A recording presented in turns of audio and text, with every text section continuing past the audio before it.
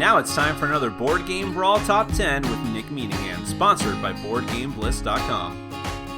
Hey there, peoples. My name is Nick. This is Board Game Brawl, and it is time for my top 5 expansions of 2015. Yes, I was kind of on the fence about doing this at all, and then when I put together the list of expansions that I was very positive about for the year, I think I came up with like 16 or 17 of them that were eligible for 2015, which is not a strong assortment to choose from. I usually like to have a little bit more when I'm putting together a top 10 list. And then when you take into account that a lot of those were standalone games that could just be integrated back into the original set, I'm like, well, they're not technically expansions when you put them up against all the rest of them. So I felt weird about it, but I thought, you know what? Let me just pick 5 expansions that I love, that I think enhance the base game so much that maybe they're not going to change someone's mind if they absolutely just disliked or even hated the base game. But for people that were like, yeah, that game was kind of okay, these expansions should make you want to revisit it because they add more strategies, more depth, more fun stuff to enjoy with those base games. And I'm always of the mind that I would rather buy a new expansion for a game that I love than just like a new game, even if it looks like a really, really interesting new game, because this is stuff that I already love, and now I just want more and more and more of it. And I think that these 5 expansions that I chose fit that bill. So this will be a much quicker top blank list than usual, but hopefully if you already like these games that I'm going to talk about, the base games, and you haven't tried these out yet, this will encourage you to go out and give them a shot. Or like I said, if you're on the fence, these might just change your mind about that original game. Let's get to it. My number 5 is Eldritch Horror Under the Pyramids. Several of these expansions actually just came out within the last month or so. I think people were, I don't know if it just happened that way or people were waiting towards closer to the holidays. And this is actually how it happened with Eldritch Horror last year as well, right about the same time that I reviewed, maybe it was a couple of weeks away, but last year I reviewed Mountains of Madness very close to Christmas time, which was the other big box expansion for Eldritch Horror. This is the second one, Under the Pyramids. And as I said in my review, I think that Mountains of Madness was better, but I still love this expansion. I love it. Both of the the great old ones that are in this set, Nephron Ka and Abath. I like Abath more, so I think it's a little easier, a little more easy to manage. The only thing I disliked about the set was the not despair tokens, but the impairment tokens. But other than that, there's lots of great stuff. There's really, really good investigators in this box, like really interesting ones with great capabilities. And there's all the other stuff that you love, like more cards to add into all the decks. The best thing about Eldritch Horror is that and also there's a big Egypt board that comes with this one. But the thing is, as with Mountains of Madness, yes, there's this whole other board you can use that adds a lot of complexity to the game. But if you don't want to use it, there's still a lot of stuff in this set that just easily integrates. Either whether it's more investigators to choose from or just more variety of cards for all of the existing decks. So Eldritch Horror is one of my top 5 games of all time. Gotta put the expansion up there high. That is Under the Pyramids. Speaking of easy to integrate expansions, Roll for the Galaxy Ambition. Now, Roll for the Galaxy for me, it kind of came out of nowhere. I know people were anticipating it for a long time, but I had such a negative opinion of this game's predecessor, Race for the Galaxy, that I'm like, well, Roll for the Galaxy, how much better can it be? As it turns out, I love this game. It just barely missed my top 10 for the top 100 games 2015 edition. And this new expansion, while it doesn't add a tremendous amount of content, what it does add slides into the game very easily and is a ton of fun. I love the new dice. I love the new, I think it's the Captain dice or Commander die, the black die that you start off with in your cup in place of one of your white population dice, which is a great idea. Now it gives you a little more versatility, some different options that you have at the beginning of the game. The new orange dice are really cool, and of course it adds more development tiles, homeworld tiles, more starting tiles.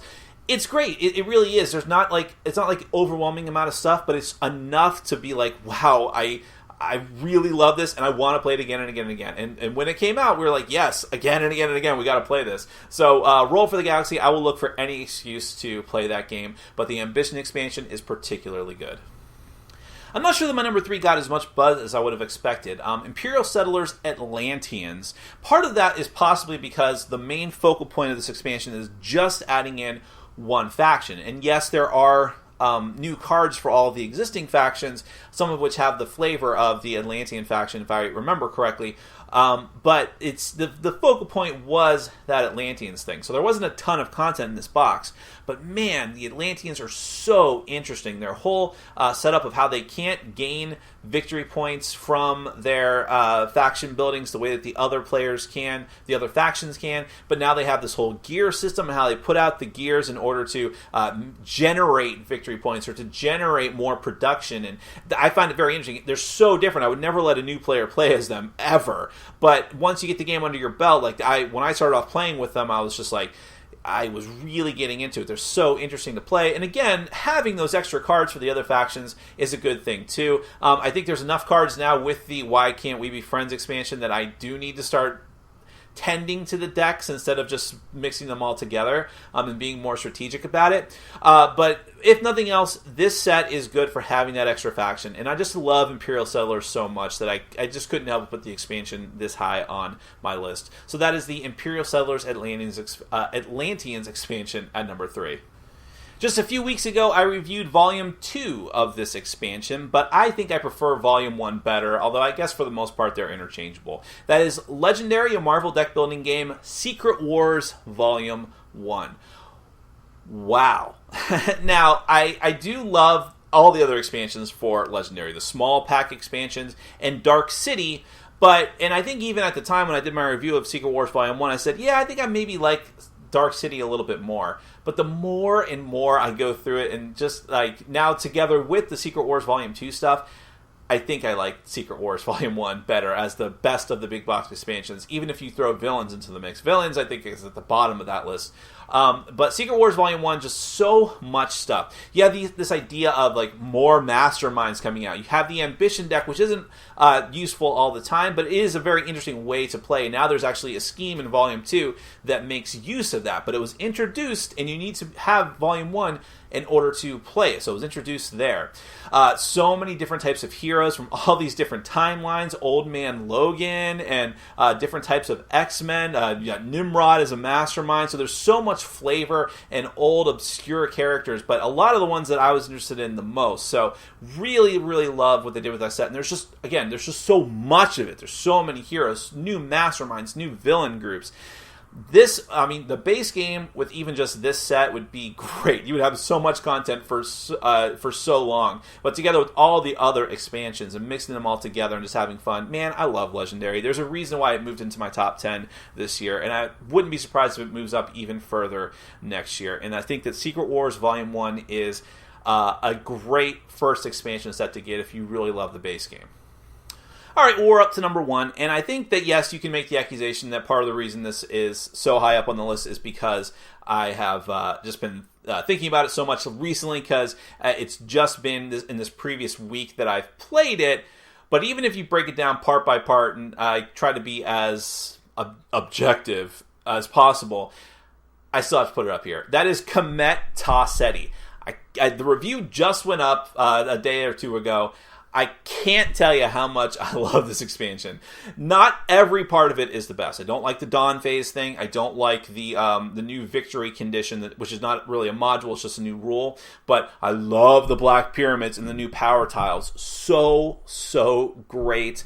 I even like the extra board, the journey of the priest to Tassetti, which I would not use that in every single game of Kemet, especially if I have new players. But for experienced people, it's so fun. It doesn't even add that much complexity. It's so simple to integrate, but it's another layer to the game. But those Black Pyramids and the new power tiles, as I said in my review, you could just keep doing those. You could just keep putting out smaller expansions with just new pyramids to use, new D4s, and new power tiles, and I would be happy. But having that extra stuff, having the new Divine Intervention cards, new battle cards, this is how an expansion should be, especially for a game that I already love so much. To amp it up to a whole other level, which I didn't think would be possible. I was prepared to be disappointed with this expansion, but I was super psyched for it, even if only like two-thirds maybe of the expansion is the great stuff. That is an amazing 2/3. So that is Kemet Tassetti. It's out now. If you love Kemet, you gotta get it. Well, that's all the expansions that I wanted to highlight for right now. Make sure to check out my top 10 list of top 10 games, full games of 2015. And I'll also be putting up a top 10, probably along with this, about my top 10 games I'm looking forward to for 2016. I hope you all have had a fantastic holiday and are looking forward to your new year. Thank you so much. Take care.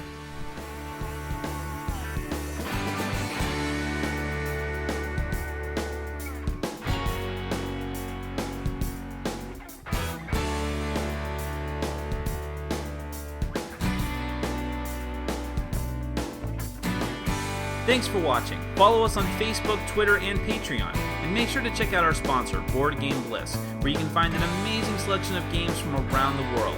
BoardGameBliss.com. Thanks for your support.